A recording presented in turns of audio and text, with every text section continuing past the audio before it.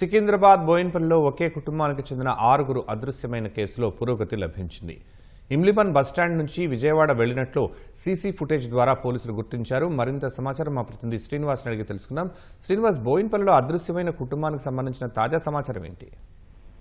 సికింద్రాబాద్ బోయిన్పల్లిలోని ఒకే కుటుంబానికి చెందిన 6గురు ఒకేసారి అదృశ్యం కావడం, వారు ఆచూకీ లభించకపోవడంతో కలకలం రేపుతోంది. అయితే వారు అదృశ్యమైనప్పటి నుంచి కూడా వారి సెల్ ఫోన్లు స్విచ్ ఆఫ్ గా ఉండడంతో అనుమానాలు, కుటుంబ సభ్యులు అనుమానాలు వ్యక్తం చేస్తున్నారు. అయితే బోయిన్పల్లిలోని నీటి సరఫరా కేంద్రంలో ఆపరేటర్ గా పనిచేస్తున్న మహేష్, ఉమా దంపతులు తమ 3 పిల్లలతో పాటు సంధ్య అనే మరొక కుటుంబ సభ్యురాలని తీసుకుని ఈ నెల 1వ తేదీన వారి ఇంటి నుంచి బయటికి వెళ్లారు. అప్పటి నుంచి కూడా వారి ఫోన్లు స్విచ్ ఆఫ్ అయినట్టు కుటుంబ సభ్యులు చెబుతున్నారు. అయితే కుటుంబ సభ్యుల ఫిర్యాదుతో రంగంలోకి దిగిన పోలీసులు సీసీ కెమెరాల ద్వారా దృశ్యాలు కనుగొన్నారు. అయితే వీరంతా కూడా ఆటోలో జూబ్లీ బస్ స్టేషన్ కు వెళ్లారు. అక్కడి నుంచి ఎటు వెళ్లారు అనే విషయంపై అయితే పోలీసులు లోతుగా ఆరా తీస్తున్నారు. అయితే వారంతా కూడా బస్సులో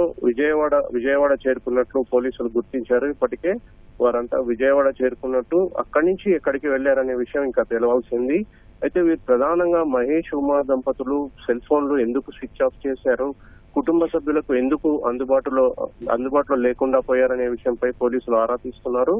అయితే మహేష్ కుమారుడికి గుండెలో సమస్య ఉన్నట్లుగా గత కొన్నాళ్లుగా ఆసుపత్రుల వెంట తిరుగుతున్నట్లు కుటుంబ సభ్యులు చెబుతున్నారు.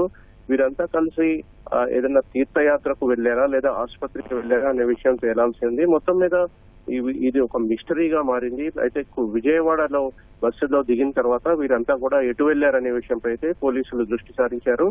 ఈ దిశగా లోతుగా అయితే దర్యాప్తు చేస్తున్నారు. ధన్యవాదాలు శ్రీనివాస్.